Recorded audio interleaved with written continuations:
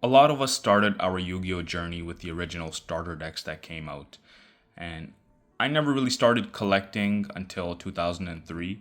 I didn't really know much about Yu-Gi-Oh before then. However, back in 2003, I was able to get my hands on my very first starter deck, and really my entry into Yu-Gi-Oh, and that was the Joey starter deck. And later in life, I was able to pick up the other decks as well. However, I always came back to appreciate this deck more, and it had a lot to do with Joey as a character. I felt like he was very relatable to me and my friends. His deck felt really random, like just putting in a bunch of random cards just to get going and just figuring things out along the way. That's what Joey's deck really felt like. So here I have the original starter deck. I am missing a lot of the cards here. Just something that I want to share with the people that are watching.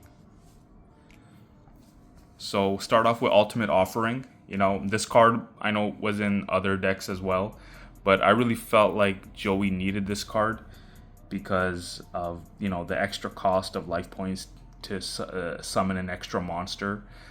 Because there are a lot of the cards in this deck, a lot of the monsters in this deck are very low powered in terms of strength and attack. And we have Scapegoat. This was a groundbreaking card when it came out. For those who play GOAT format, this card is like top tier, and I'm pretty sure GOAT format was named after this card. But this was one of the most iconic cards, especially in the show whenever Scapegoat was summoned. It just felt like it bought Joey some time to, recoup and come back. But I really love the artwork for this card. Eternal Rest. This card I feel like is a little bit random in the deck. I really appreciate the artwork. Giant Trunade. This card was pretty clutch back when I used to play, especially with like my cousins and my friends. Like each and every one of us had at least one Giant Trunade in our deck. This is honestly my favorite card, or one of my favorite cards in the deck. I can't even remember. I think I have like 15 or somewhere around there, a number of Penguin Soldiers. However, this is the only playset that I have in First Ed, and this is one of my favorite cards. Growing up, I was like, and not just me, our whole like friend circle was under the assumption that this card was allowed it to bounce itself back into our hand.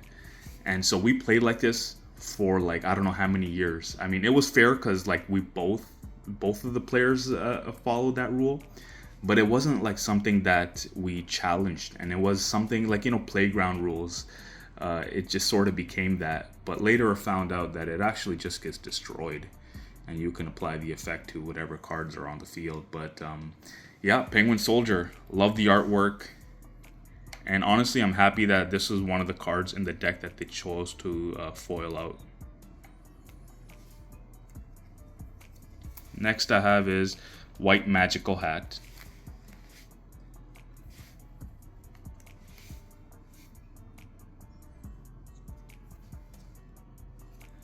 Princess of Tsurugi.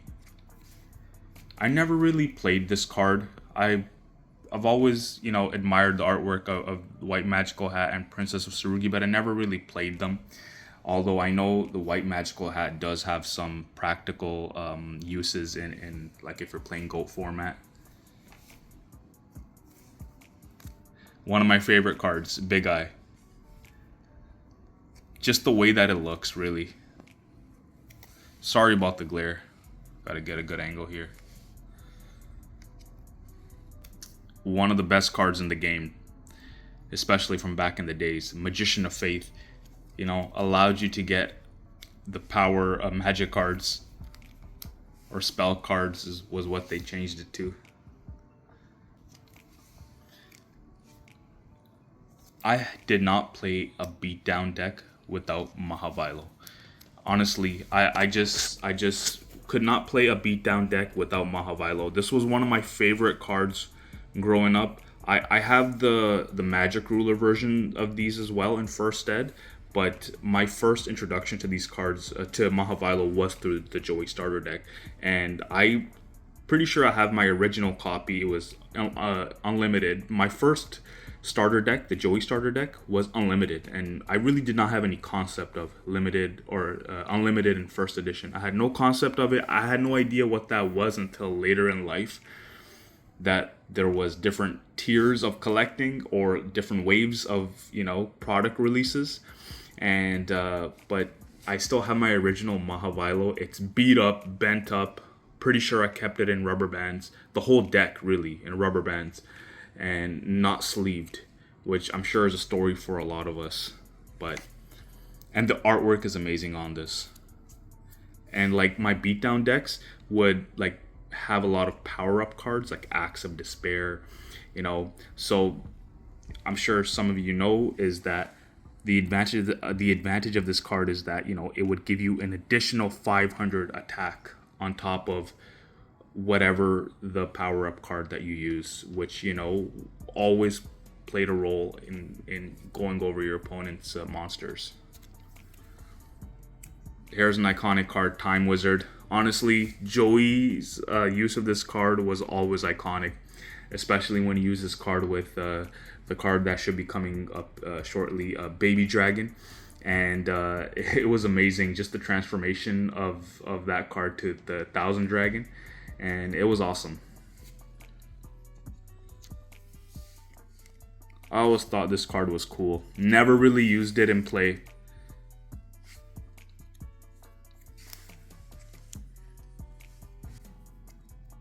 I did not have a beatdown deck with the previously mentioned Mahavilo and Harpies Brother. This card was just too good.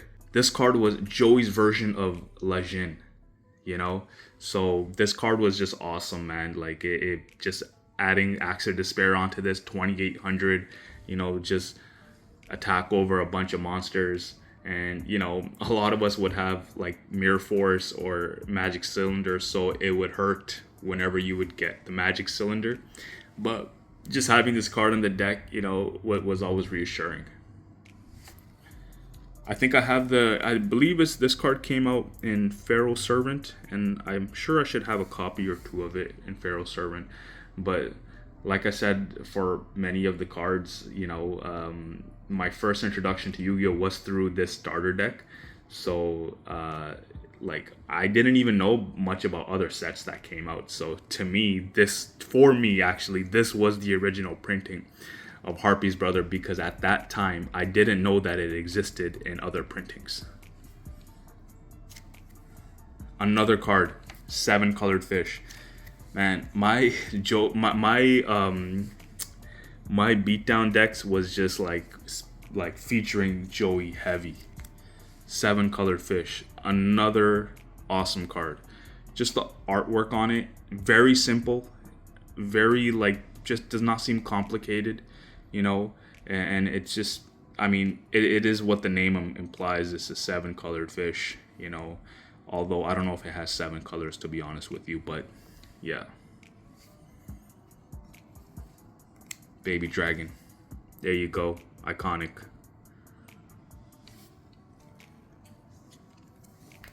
And this is my boy, Swordsman of Landstar. It's 500 attack. 500 attack, okay? No effect. This is just peak Joey. And I don't know how he just this was I feel like this was one of the first cards he would always summon, and it just feels like he couldn't go a duel without having Swordsman of Landstar. But this card is honestly one of my favorite cards, and it's so iconic to the game, and it's just so symbolic of Joey, I feel like. And of course, Red Eyes Black Dragon. A lot of people think that Blue Eyes White Dragon is the ultimate dragon, or the best, or whatever creature of destruction. But to me, this is the dragon, the best dragon, and will always be the most cherished monster for me in Yu-Gi-Oh. And I have Blue Eyes as well. Like, I have a lot of copies of Blue Eyes, a lot of copies of Dark Magician, but just something about Red Eyes. I mean, I know it is also 2 sacrifices to summon this card, and also for Dark Magician and Blue Eyes. So obviously, you know, you would go for the Blue Eyes. But I think that just the symbolism of being the underdog that was attached to this card was just, you know, something else. And that's something I really appreciated. And this is, yeah, this is it. This is a video just going over this deck. I might do an updated video later in the future once I have the entire deck completed, you know. And yeah, thank you for watching.